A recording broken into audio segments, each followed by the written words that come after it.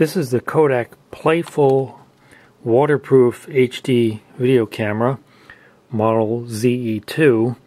There was a ZE1 before this, which was a little bit bigger. And in case you didn't know, camera video is how you say video camera in French. Records in 720p HD, waterproof up to 10 feet, drop proof up to 5 feet, and it takes SD or SDHC cards, built-in USB arm, 2-inch LCD screen, and an absolutely tiny little pinhole lens there. It comes with ArcSoft media impression video editing software for PC. It's loaded right on the camera, so you just plug it into the USB and that will show up as a drive on your computer. User guide and a wrist strap. And you can get these really cheap now that Kodak has stopped making cameras. I got this one for $36, brand new in the original packaging. And it says right there, manufacture date November 2011, so as of right now, it's been sitting in this packaging for a year, unused. So now let's open it up. Didn't even need a knife to open it up, I just was able to tear it open by hand.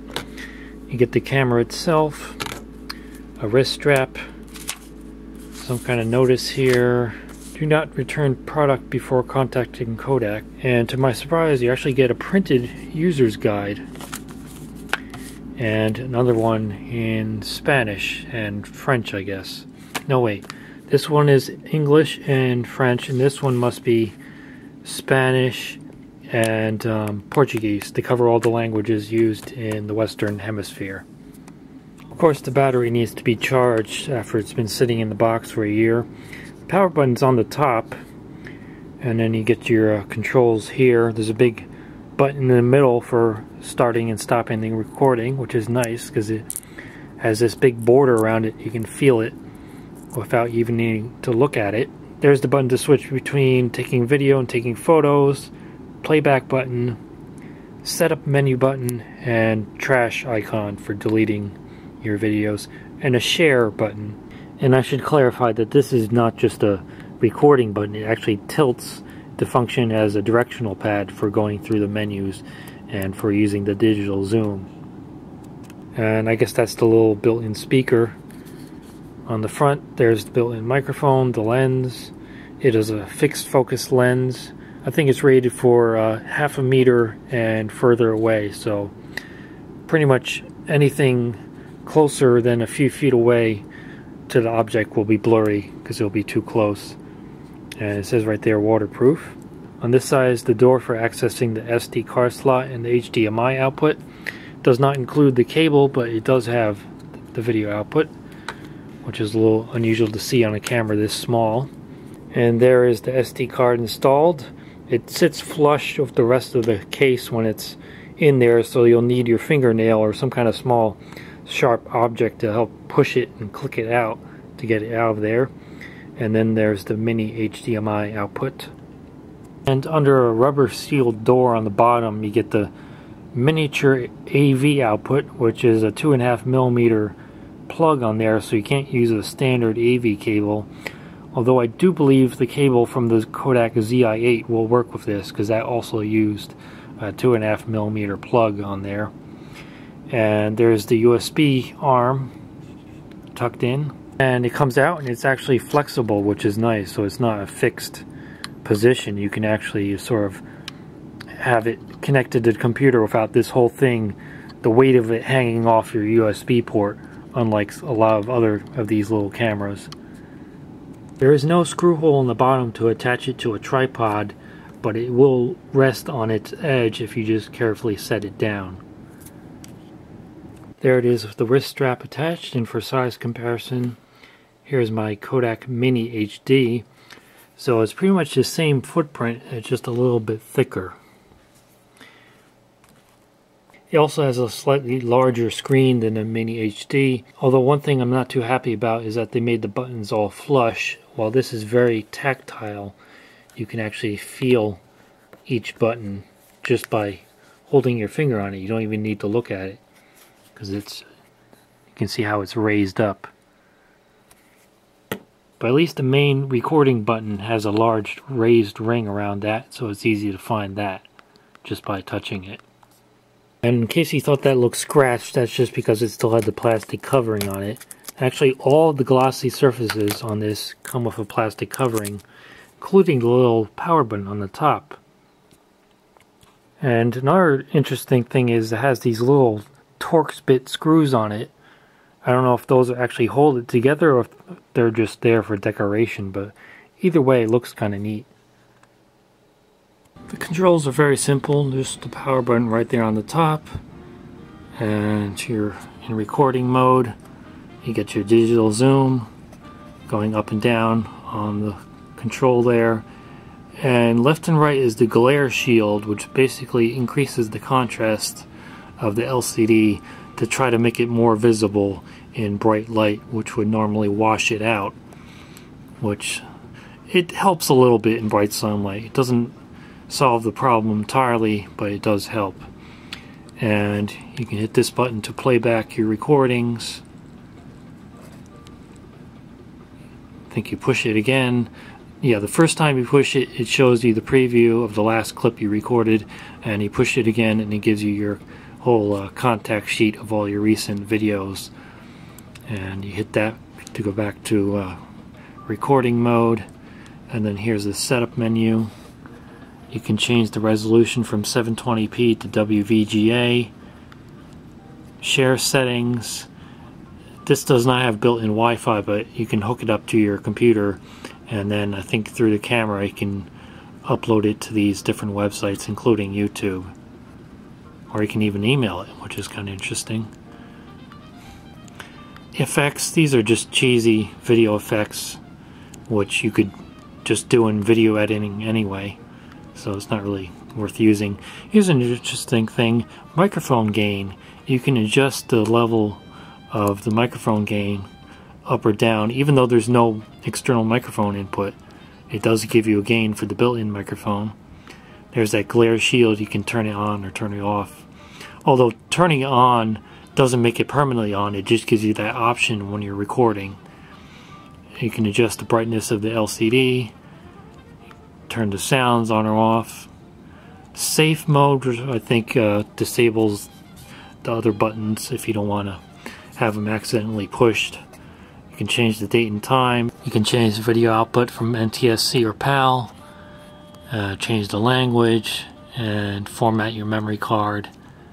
Underwater correction. When you're recording underwater, the colors won't be correct unless you turn this on, which adjusts the white balance for that. And finally, the firmware version 1.01 also shows the version of the ArcSoft software that's built into the chip here, which you install on your PC. And that's it for those settings. Now the following are some test videos recorded on the Kodak Playfull Ze2 pocket-sized HD camcorder. You will see it has pretty good video quality, but unfortunately the audio quality is really rather poor. It sounds very muffled, and the automatic gain control overreacts too much to the road noise when you're driving in a car. I suppose you could turn up the manual gain setting to compensate for that, but it still would not sound very good for driving footage, so that really is not suitable at all for taking this in your car, but otherwise I suppose it might be acceptable for other purposes. And for its small size and low price, if you're really not that concerned about audio quality, it could still be a good choice. So I'll let you watch these video clips and decide for yourself.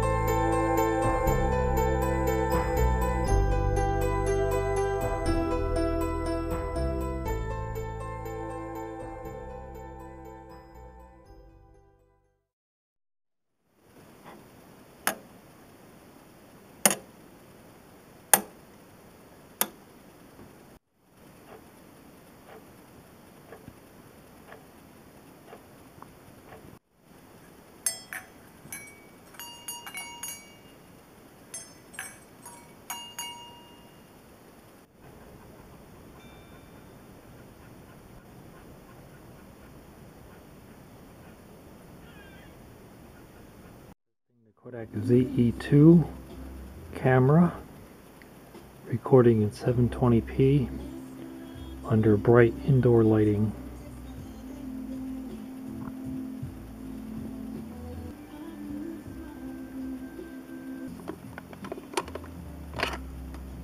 Testing how close I can get to something and you can still be able to read it through the fixed focus lens. This is about 6 inches from the lens. And that's about a foot from the lens.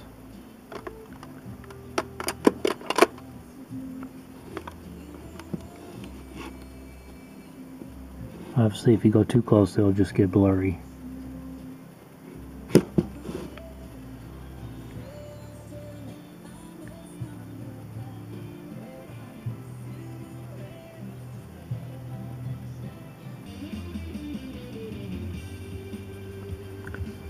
Here's a darker area to test the low light sensitivity. There is no built-in LED light on this model.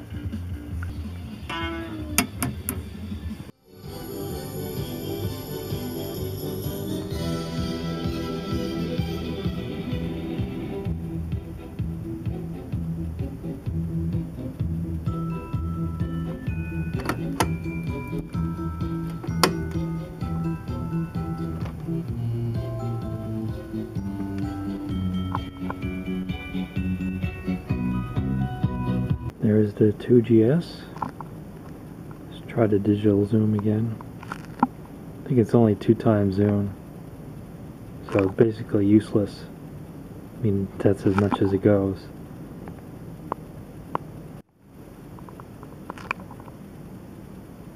Here I'll gradually reduce the lighting,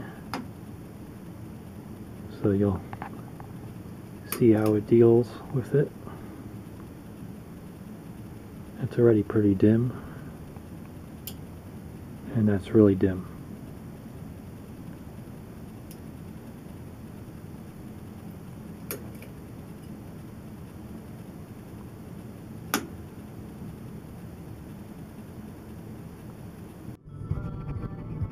Okay, here is the Kodak ZE2 in the daytime.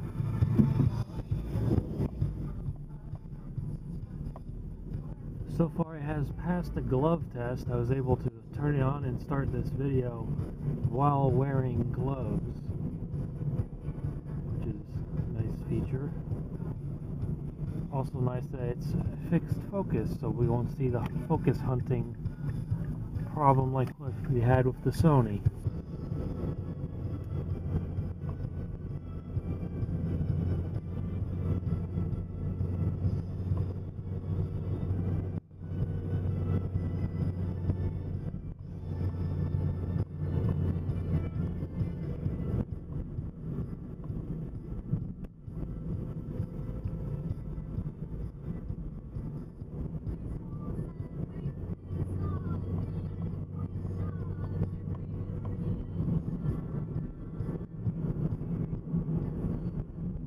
We will see how shaky this video turns out.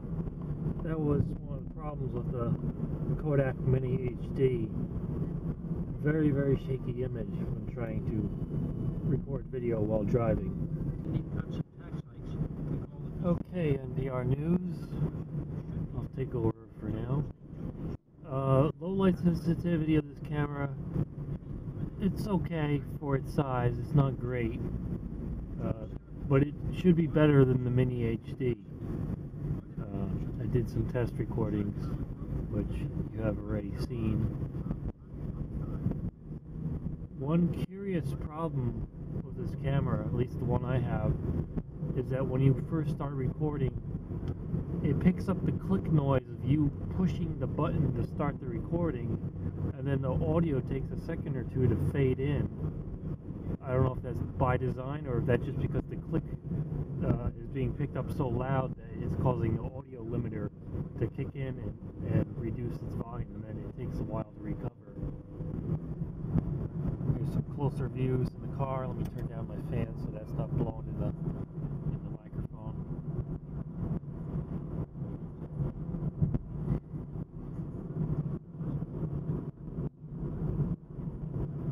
kind of situation, the fixed focus lens is really going to be an advantage here, because everything in the distance is going to be nice and clear, and then it should still be good enough for holding it like this to see closer things like the dashboard of the car. There's that Miata at work. It's the only car in the lot that's actually smaller than mine. And I'm parking next to it today. It wasn't just a disappointing loss for Chris Guy of Freehold. Well, since it was a cloudy, dreary day today, I didn't get any daytime footage with this camera, because I wanted to at least get some sunny footage during the daytime, so I'll have to wait. But decided to do some nighttime driving with the Kodak Z2. That blue light that went out was my low temperature indicator. This car does not have an engine temperature gauge. It just gives you either a blue light when the engine's cold, or one that you hope you'll never see is a red light when the engine is overheating. So stay tuned for more.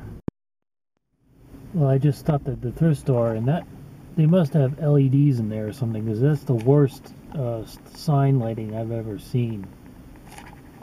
And not much today, but I got a Sony camcorder remote for 99 cents. I don't think it has working batteries in it, because I'm not seeing the flashes in the camera from the infrared. And I got this book, The Art of Recording, Creative Resources of Music Production on Audio. It's more about music than about technical recording kind of stuff, but it's still pretty interesting. It deals with like waveforms and acoustics, and microphone placement and stuff like that. So it should be interesting to read. It's from 1992, and I guess that was a state-of-art mixing console back then. One thing you probably have noticed when listening to these recordings in the car is that the audio level is much lower than the recordings I make when I'm just standing still somewhere. And that's because, like a lot of cheap digital cameras, this camera does not use a high-pass filter on its microphone. So it's picking up the low-frequency vibrations of me driving in the car, and even though you can't hear them in the audio, those low-frequency waveforms are causing the audio limiter to kick in and reduce the level below its normal level. And you can also hear how choppy this limiter is, because it has a very fast recovery time. The same problem that the Kodak Mini HD had. So they did not fix that problem with this, the choppy sounding limiter. So hopefully you can at least understand me when I'm talking here.